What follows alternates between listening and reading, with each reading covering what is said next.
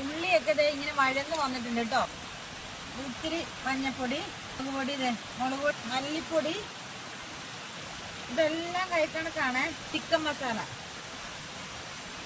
നമ്മൾ പൊടികൾ ഒരു ഇത്തിരി പൊടി ഇട്ടാണല്ലോ വേവിച്ച് വെച്ചേക്കുന്നത്. അപ്പൊ ഇത് പൊടികൾ ഏകദേശം ചൂടായി.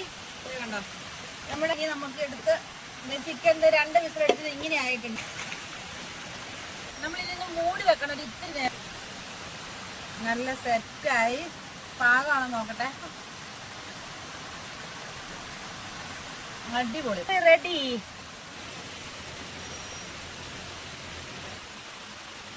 ചിക്കൻ ചാറിൽ മുങ്ങിയ ബ്രെഡ്